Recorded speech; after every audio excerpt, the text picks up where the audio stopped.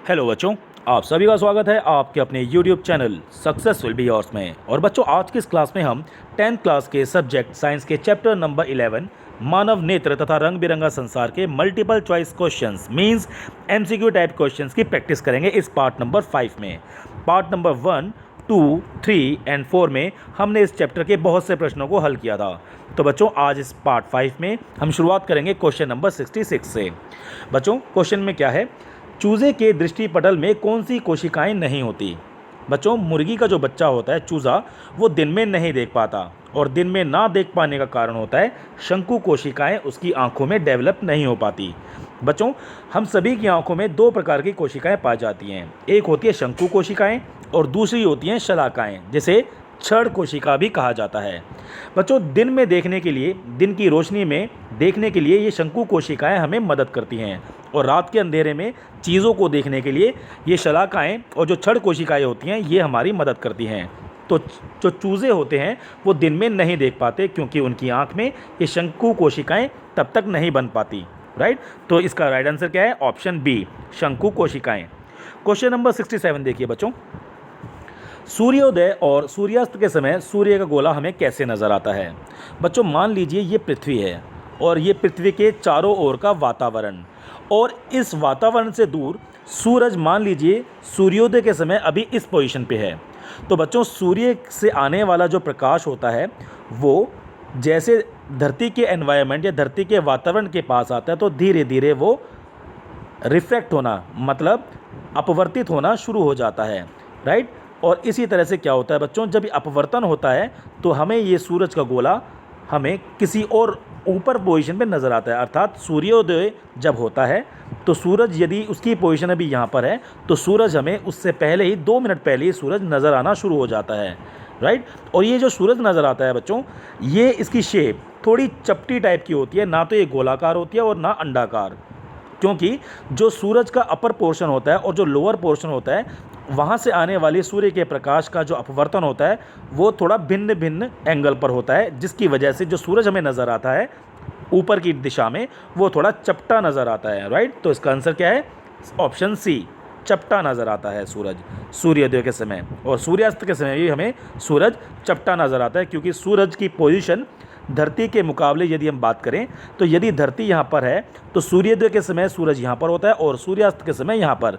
तो जो हॉरिजन होता है उस हॉरिजन पे इसकी पोजीशन होती है सूरज की, और सूरज का जो प्रकाश अपर पोर्शन और लोअर पोर्शन से आता है उसका अपवर्तन थोड़ा अलग अलग एंगल पे होता है, जिसकी वजह से सूरज हमें 2 मिनट पहले सूर्योदय से पहले 2 मिनट पहले नज़र आता है और सूर्यास्त होने के बाद भी 2 मिनट तक हमें सूरज ऊपर नज़र आता है वातावरण में।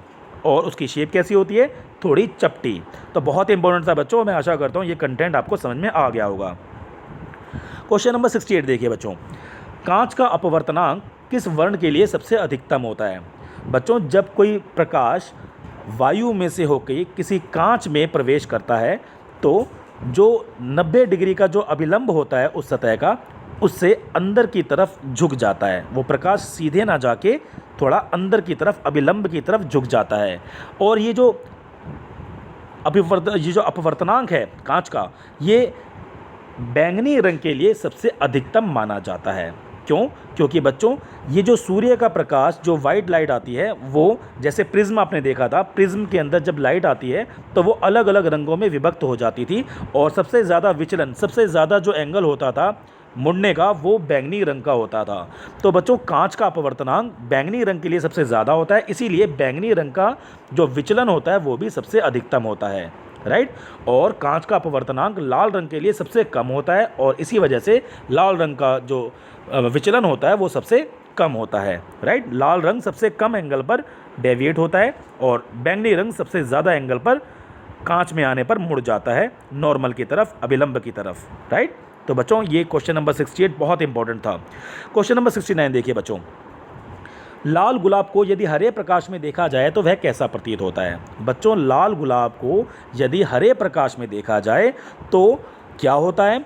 लाल रंग का जो गुलाब है वो हरे प्रकाश को वो पूरी तरह से अवशोषित कर लेता है और उसमें क्या होता है बच्चों, जब ये अवशोषित कर लेता है तो कोई भी रंग रिफ्लेक्ट ये नहीं हो पाता, कोई भी रंग परावर्तित नहीं हो पाता।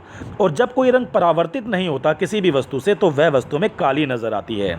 तो बच्चों, कोई वस्तु हमें कब नज़र आती है, उस वस्तु का रंग हमें कब नज़र आता है, जब प्रकाश की किरण किसी वस्तु पर पड़ती है और जो भी रंग परावर्तन के बाद हमारी आंखों तक नज़र आता है या हमारी आंखों तक पहुंचता है तो वो रंग हम देख पाते हैं और वो वस्तु हमें उसी रंग की नज़र आती है।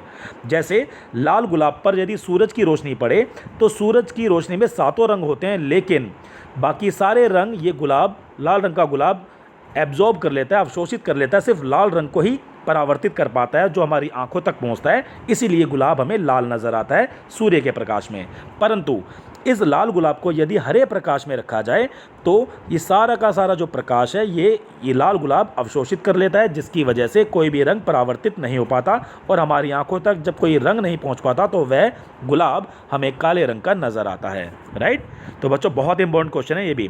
क्वेश्चन नंबर 70 देखिए बच्चों, प्रकाश का प्राथमिक वर्ण होते हैं वो कौन से होते हैं। बच्चों, किसी भी प्रकाश के जो प्राथमिक रंग होते हैं, वर्ण होते हैं, वो माने जाते हैं लाल, नीला और हरा, तीनों। आपने देखा होगा बच्चों, प्राइमरी कलर्स आपने बचपन में पढ़ा होगा, प्राइमरी कलर्स या फिर प्राथमिक रंग वो कौन से होते हैं, लाल, नीला और हरा। तो उसका राइट आंसर क्या होगा, ऑप्शन डी, ए, बी और सी तीनों। राइट। क्वेश्चन नंबर 71 देखिए बच्चों, पेशियों के शिथिल होने पर अभिनेत्र लेंस की फोकस दूरी लगभग कितनी होती है। बच्चों, जब हमारी अभिनेत्र लेंस के जो पेशियां हैं यदि वो शिथिल हो जाएं तो फोकस दूरी घटकर कितनी हो जाती है, 2.5 सेंटीमीटर। राइट, ये याद रखना बच्चों, इस फिगर को 2.5 सेंटीमीटर जब हमारी अभिनेत्र लेंस की पेशियां शिथिल हो जाएं तो फोकस दूरी घटकर कितनी हो जाती है, वो हो जाती है 2.5 सेंटीमीटर। क्वेश्चन नंबर 72 देखिए बच्चों, अति सूक्ष्म कण किस तरह के प्रकाश को प्रकीर्णन करते हैं। बच्चों, जो बहुत छोटे कण होते हैं, जैसे वायुमंडल में हवा और धूल के जो छोटे छोटे कण होते हैं वो नीले रंग को बहुत ज़्यादा प्रकीर्णन कर देते हैं, इसीलिए आकाश हमें नीले रंग का नज़र आता है। तो बच्चों, नीले रंग का प्रकीर्णन सबसे ज़्यादा होता है। जो सूक्ष्म कण होते हैं वो प्रकाश के नीले रंग को सबसे ज़्यादा प्रकीर्णन उसका करते हैं, इसीलिए बच्चों आकाश का रंग, आसमान का रंग नीला नज़र आता है। तो यहाँ पर राइट आंसर क्या होगा बच्चों, नीला रंग। जो अति सूक्ष्म कण होते हैं वो नीले रंग को ज़्यादा प्रकीर्णन उसका करते हैं। राइट। क्वेश्चन नंबर 73 देखिए बच्चों, किसी प्रिज्म में से होकर गुजरने वाले प्रकाश के लिए आपतन कोण I, अपवर्तन कोण R और निर्गत कोण का मान किसके बराबर होगा। यहाँ पर आपको बताया बच्चों कि जब कोई प्रिज्म है और इस प्रिज्म पर कोई प्रकाश की किरण आई तो बच्चों ये सरफेस जो आप देख रहे हो ना, ये इस सरफेस का 90 डिग्री अभिलंब जो है उसके साथ I डिग्री बना रहा है, जिसे कहा जाता है आपतन कोण। राइट। तो ये आपतित किरण इस प्रिज्म के जब सरफेस पर टकराई तो इस सरफेस का जो 90 डिग्री अभिलंब है उसके साथ I डिग्री बनाया, I एंगल, आपतन कोण। और जब इसका अपवर्तन हुआ और ये अंदर की दिशा में ये प्रकाश आया अपवर्तन होने के बाद, तो उसके बाद जब ये लाइट दोबारा इस प्रिज्म से बाहर जाएगी तो वो निर्गत कोण बनाएगी, और निर्गत कोण भी वो किसके साथ बनाएगी, अभिलंब के साथ, इस सरफेस के अभिलंब के साथ। और वो एंगल किसके बराबर होगा बच्चों, वो एंगल बराबर होगा इस आपतन कोण के। तो एंगल I के बराबर होता है ये निर्गत कोण।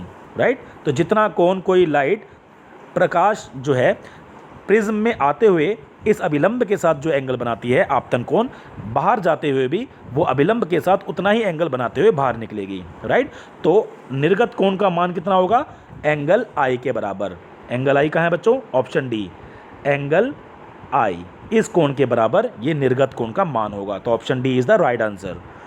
क्वेश्चन नंबर 74 देखिए बच्चों, वास्तविक सूर्यास्त और आभासी सूर्यास्त के बीच लगभग कितने समय का अंतर होता है। बच्चों, धरती अगर यहाँ पर है और सूर्यास्त यदि हो चुका है तो भी हमें सूर्यास्त होने के पश्चात अगले 2 मिनट तक हमें वो सूर्य नज़र आता है, क्योंकि सूर्य का प्रकाश जब वातावरण में आता है तो थोड़ा अपवर्तित होकर बैंड हो जाता है और हमें सूरज की पोजीशन थोड़ी ऊपर नज़र आती है। अर्थात सूर्यास्त तो हो चुका है लेकिन फिर भी हमें 2 मिनट तक हमें वो सूर्य नज़र आता है। तो बच्चों, अगले 2 मिनट तक जो अंतर होता है ये वास्तविक सूर्यास्त और आभासी नकली सूर्यास्त के बीच में जो अंतर है वो 2 मिनट का माना जाता है, क्योंकि वास्तविक सूर्यास्त होने के बाद भी हमें जो आभासी सूरज नज़र आता है वो 2 मिनट तक नज़र आता है। तो उसका right answer is option B, 2 minute. Question number 75 देखिए बच्चों, उदय और अस्त होते समय सूर्य हमें कैसे नज़र आता है? लाल रंग का नज़र आता है, क्योंकि बच्चों प्रकाश का प्रकीर्णन सबसे ज़्यादा हो जाता है नीले रंग का। जैसा कि मैंने अभी आपको बताया कि जो वातावरण के अंदर जो छोटे छोटे कण होते हैं वो नीले रंग को प्रकीर्णन उसका कर देते हैं, और सूर्य का जो प्रकाश जिसकी तरंग दैर्ध्य सबसे ज़्यादा होती है लाल रंग की, वो सीधी हमारी आंखों तक आती है, इसीलिए तब हमें सूरज हमें लाल रंग का नज़र आता है। तो इसका राइट ऑप्शन क्या है बच्चों? ऑप्शन बी, लाल रंग।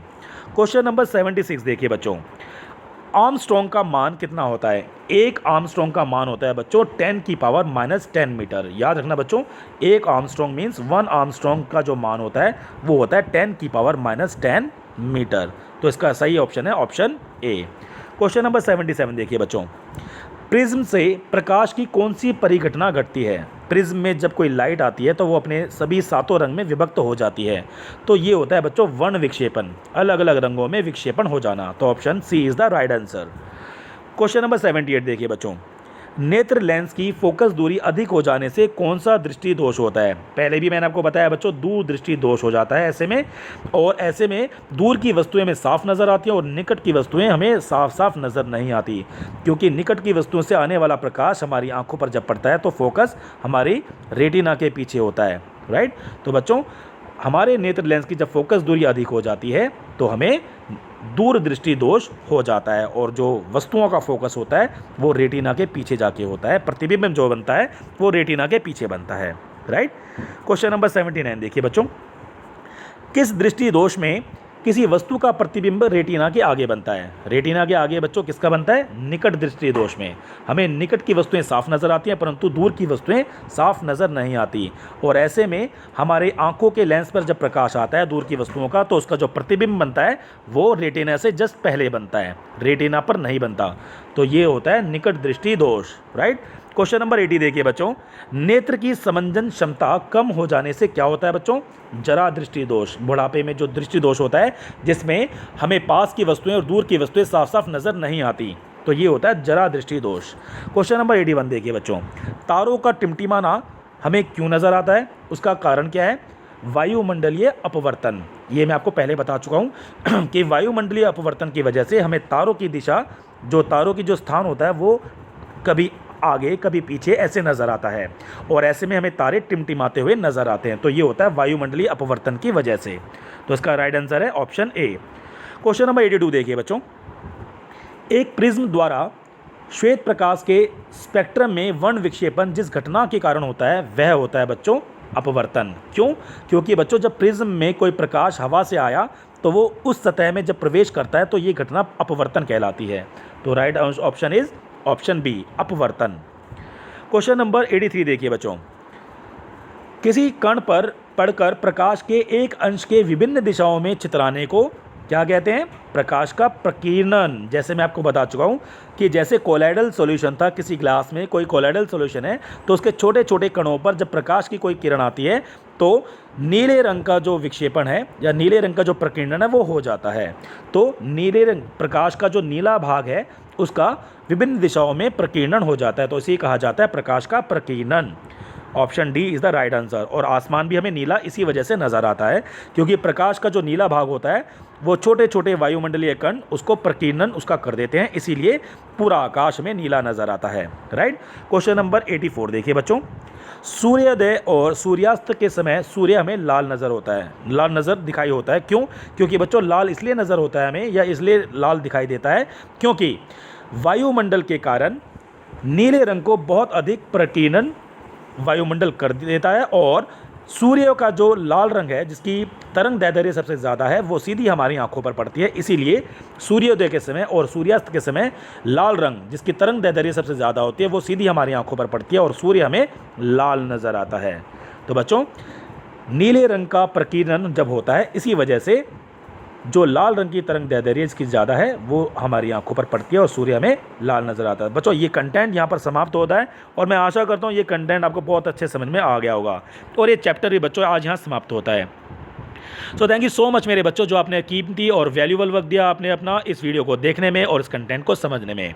आपके एग्ज़ाम बहुत पास हैं बच्चों, मैं आशा करता हूँ कि आप लोग बहुत अच्छे तैयारी कर रहे होंगे। Best of luck for your examination बच्चों, मैं हमेशा आपके साथ हूँ। थैंक यू सो मच मेरे बच्चों।